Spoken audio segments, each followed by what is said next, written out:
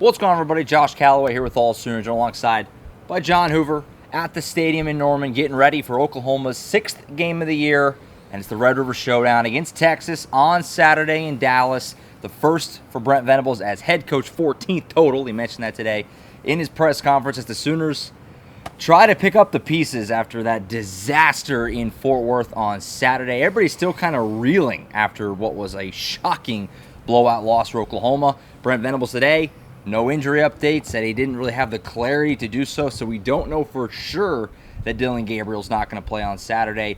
We're assuming not after that concussion that he suffered on Saturday, and if not, it sounds like it's a 3-horse race.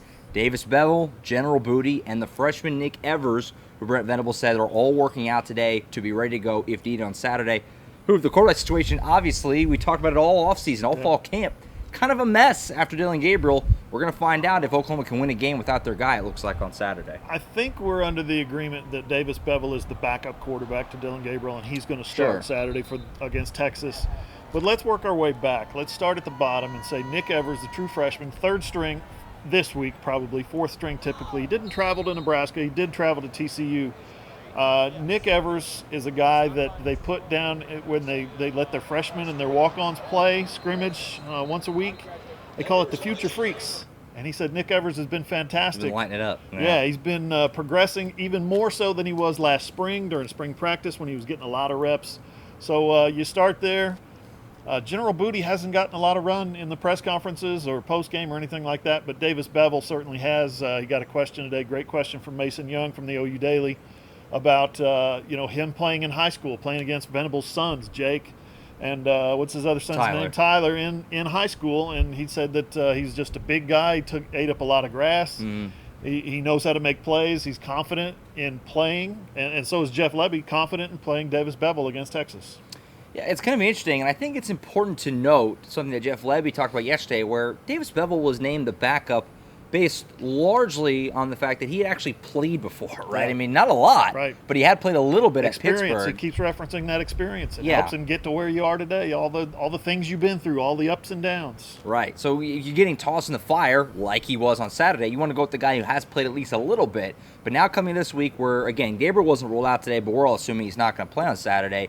It's kind of a clean slate. He wasn't named the starter on Saturday, so it's going to be interesting to watch how that develops throughout the week, if it's Bevel, Booty, or Evers on Saturday in the combo. What a spot for your first start, by the way. Texas has a couple of first-time starting candidates as well. Quinn Ewers probably going to be back this week, but we don't know. Hudson Card's been playing great in his absence. Yeah. Neither one of those guys has started against Oklahoma, so it's kind of a fresh, clean slate for both teams. It's going to be wild stuff. Always is in this game on Saturday. So, as we mentioned, Saturday was a debacle. 2 losses in a row for Oklahoma, the 3-2. Nobody saw this coming. From that Nebraska game to now, it's like it just a flip switch so suddenly. Brent Venables was an interesting comment. He made a point to note today. Hey, college football, last year the team had a lot of really close games. The Kansas game was a near disaster. You're going to talk about that in a second. But, the margin between winning and losing is very, very fine. It can turn around quickly, I think, was a big part of Brent's, message there. Yeah, it can turn around quickly. This team won 11 games last year and sent 5 guys from the defense into the NFL. I talked about that on my show today. 5 guys now are making an impact on NFL rosters. What does that do for this Oklahoma team? I think we overvalued the immediacy and the impact that Brent Venables himself, as a defensive whiz, right, would come in and fix everything that was wrong with last year's defense, even though that team lost 5 guys to the NFL. As you said, you mentioned the Kansas game. They bring Caleb Williams off the bench against Texas. He comes in, makes that 4th and 1 incredible touchdown run, and then he makes that miraculous throw to Marvin Mims that tied it with 7.5 minutes to go in the game. It takes a guy like that to come in, like he did against Kansas. Started that game, but what did he do? He took the ball away from Kennedy Brooks, got the first down, clinched the game. Brent Venables called that an act of God today. So Brent's point is that, hey, this Oklahoma football team the margin was razor thin last year. You saw it out here on the field. You saw it against Tulane. You saw it against West Virginia. You saw it against Nebraska. And then they go on the road the last 2 games against 2 quality teams and got punched in the mouth and didn't really have a response. So that's how close that team last year was to being maybe a little bit of what we're seeing from this year's team. Right. The margin between winning and losing can be really thin. You talk about everything they lost last year. Brent Venables trying to change a culture, trying to change a defense. He talked about that today. He was asked, essentially, did you think about maybe not doing your defense completely with this roster that maybe isn't fitted to yours? And he kind of said, yeah. I mean, what else would I do? This is how I know how to do it. Tell me what the alternative would have been. What was the alternative? So, because that's been a big question, is just these players just ill-fitted for what Brent Venables wants to do? He's kind of poo-pooed that, obviously, and, there's not going to be full-blown rip it down and start over. As Ted Roof joked yesterday, their schemes aren't drawn up to have guys run 20 yards behind them.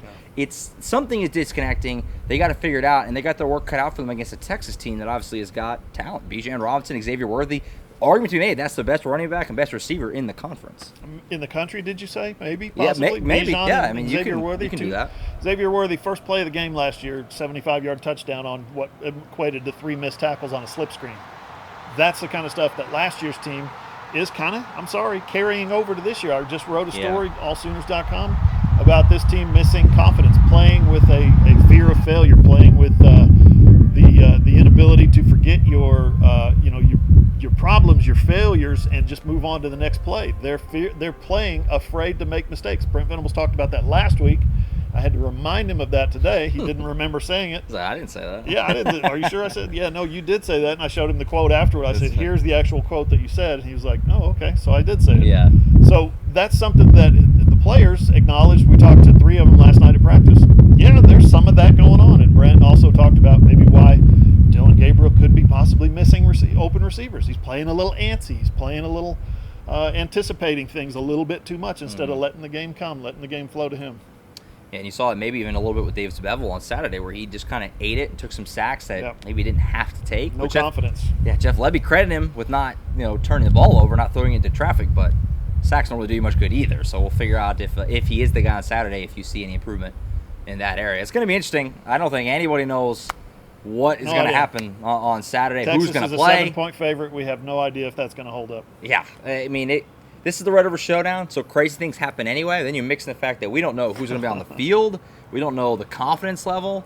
Texas hasn't exactly been a beacon of, consistency themselves in the early part of this season or the last, decade. First time since 98 that both teams come in here unranked. Both teams. So unbelievable. 98. I said the John Blake era. I did reference the John Blake era. Sorry. Yeah. The loser of this game is, Mac Brown's rookie year.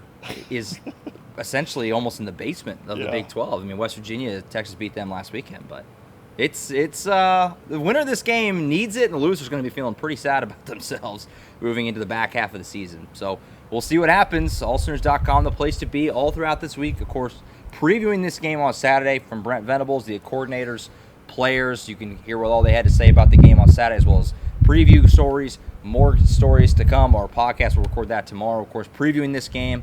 It's Oklahoma, it's Texas, Fletcher's, State Fair. We had some corny dogs today to kind of get the juices flowing. That felt good. It's one of the greatest games that there is, and we're looking forward to it. Regardless of records, college football doesn't really get much better than OU and Texas. We'll be there on Saturday. AllSooners.com, the place to be. Oklahoma, Texas, Saturday at 11 at the State Fair in Dallas. That's it for now. For John Hoover, I'm Josh Callaway.